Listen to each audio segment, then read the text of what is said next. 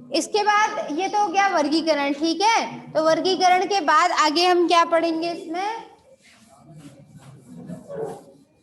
इसके लक्षण है ना, जो सामान्य लक्षण वगैरह पढ़ते आ रहे हैं अब तक, अब उसको थोड़ा सा और डिटेल में पढ़ेंगे, ठीक है। कि यू स्पोरेंजिएट, लेप्टोस्पोरेंजिएट, ये तो हमने पढ़ लिया। इसके बाद आगे हम पढ़ेंगे, देखो भाई, पीढ़ी एकांतरण पाया जाता है। पीढ़ी एकांतरण का मतलब क्या होता है, जैसे मनुष्यों में पीढ़ी होती है ना, पहले शिशु अवस्था, फिर बाल्यावस्था, फिर किशोरावस्था, फिर युवावस्था, फिर प्रौढ़ावस्था और फिर उसके बाद वृद्धावस्था, ठीक है। इस तरीके से पौधों में भी अवस्थाएं होती है, जनरेशन होती है, ठीक है। जब तक वो संपूर्ण रूप से जनन योग्य नहीं हुआ है और अगुणित अवस्था में है, अगुणित का मतलब गुणसूत्रों की संख्या आधी है, तो उसे कहते हैं युग्मकोद्भिद पीढ़ी। पढ़ा होगा ना ये फर्स्ट ईयर में, वही जहां से आप प्रमोट होके आए हो, ठीक है। तो युग्मकोद्भिद, ठीक है। तो युग्मकोद्भिद के अंतर्गत क्या आ जाएगा, यानी अगुणित अवस्था, हैप्लॉइड स्टेज, ठीक है। दूसरी अवस्था आती है जब द्विगुणित हो जाता है, तो उसे कहते हैं बीजाणुद्भिद अवस्था।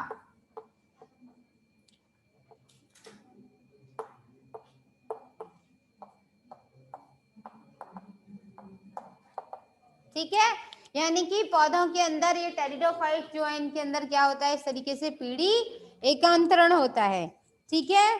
अच्छा, एक बात और, अगर युग्मकोद्भिद पीढ़ी पोषण के लिए बीजाणुद्भिद से पोषण ले रही है ना, इस पर निर्भर है, तो क्या बोलते हैं, युग्मकोद्भिद पीढ़ी स्वतंत्र नहीं होती है, ठीक है। अगर ये पीढ़ी बीजाणुद्भिद पीढ़ी युग्मकोद्भिद से पीढ़ी से भोजन ले रही है, तो उसे क्या बोलेंगे कि बीजाणुद्भिद अवस्था तो है परंतु स्वतंत्र नहीं है।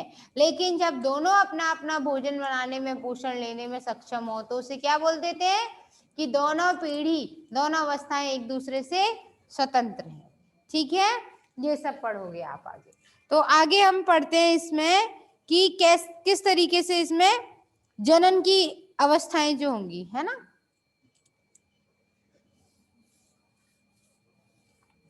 अलैंगिक, लैंगिक और कायिक, कायिक जनन पाया जाएगा, है ना। तो जब अगर हम बात करें लैंगिक जनन की,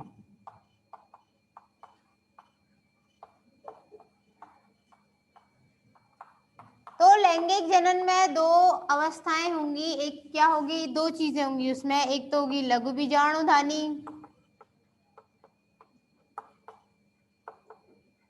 और दूसरी क्या होगी, गुरु बीजाणुधानी। अब देखो भाई, लैंगिक जनन के लिए तीन स्थितियां देखने को मिलती है। ये तो वो अंग है, ये तो वो भाग है जिनके द्वारा बीजाणुओं का निर्माण होगा। अगर लघु बीजाणु और गुरु बीजाणु दोनों समान प्रकार के होते हैं, तो उसे कहते हैं समबीजाणु जनन, आइसोगेमी, सम बीजाणु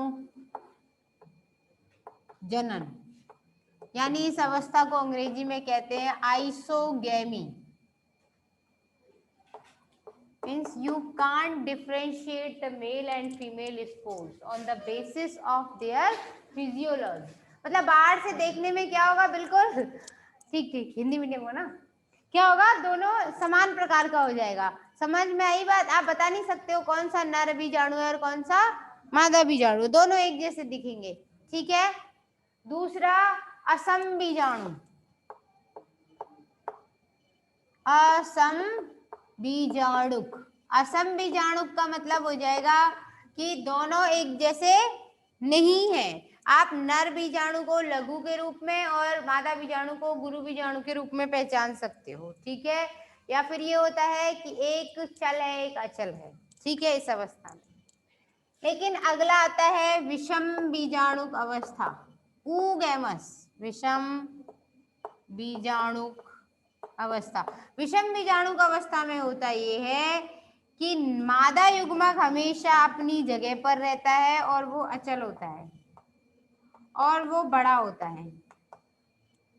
मादा युग्मक अचल होता है और बड़ा होता है, लेकिन नर युग्मक चल प्रकार का होगा। जो चल प्रकार का होगा उसके अंदर क्या होगा, पक्षमाव या कशाव? कशाव। देखो भाई ध्यान दे, थोड़ी बहुत चीजें याद रह जाती हैं, कुछ भूल जाते हैं। जब इस तरीके की संरचना हो, एक या दो ही बाल है, दो ही एंटीना है इसके सिर पे, ठीक है, तो इस स्थिति में ये क्या बोला जाएगा, कशाभ होता है। क्या होता है, कशाभ को क्या कहते हैं, फ्लैजिला, ठीक है। लेकिन क्या है ये, अरे ये किसका चित्र बनाया, पैरामीशियम का, ठीक है। तो इसमें बहुत सारे बाल हैं, है ना, और ये बाल जो है, ये जो संरचना है, इनको पक्षमाप बोलते हैं। अब अंतर कैसे मालूम चलेगा, अंतर ऐसे मालूम चलेगा, ये संख्या में क्या होते हैं, ज्यादा, आकार में कैसे होते हैं, छोटे, काम कैसे करते हैं, मिलकर। तीन बात, ये जस्ट अपोजिट है, ठीक है। आकार में क्या होते हैं, लंबे, संख्या में कम, और काम अकेले भी कर सकते हैं। दो होंगे तो ठीक है, नहीं तो अकेला पक्षमाप भी काम करता है। समझ आ रही है बात, ये अंतर होता है कशाप में और पक्षमाप में। पक्षमाप संख्या में बहुत होंगे और छोटे छोटे होंगे, लेकिन फ्लैजिला लंबाई में थोड़ा बड़ा होता है उसमें, ठीक है। बाकी उनका केमिकल कंपोजिशन सेम होता है, मतलब रासायनिक।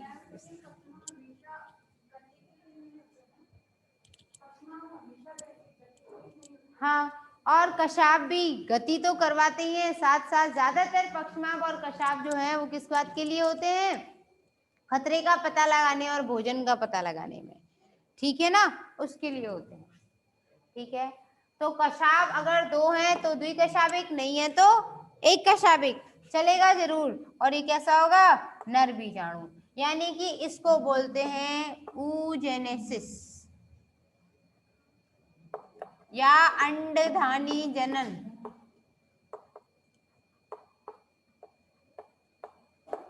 ऊजेनेसिस, जहां पे मादा युग्मक कैसा होगा, निष्क्रिय अवस्था में रहेगा। आगे इसका लाइफ साइकिल पढ़ेंगे, लेकिन उससे पहले हम क्या पढ़ेंगे कि समबीजाणुक जातियों का जीवन चक्र और विषम बीजाणुक का कैसा होता है।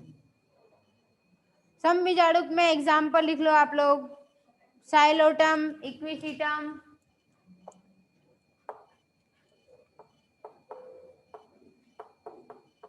साइलोटम, इक्विसीटम,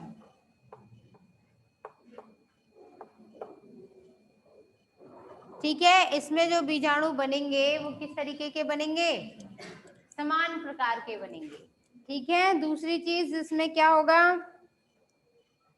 सम बीजाणु तो होंगे ही होंगे, और दोनों में अंतर पता लगाना मुश्किल हो जाता है। दोनों दिखने में भी समान होंगे और आंतरिक रूप से भी।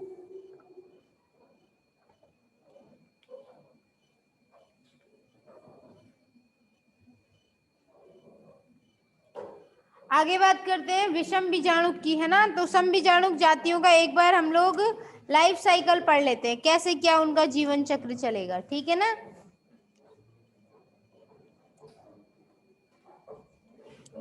मिटा दूं क्या, टाइम हो गया, चलो ठीक है, तो बाकी का ये कल पढ़ा दूं, है ना।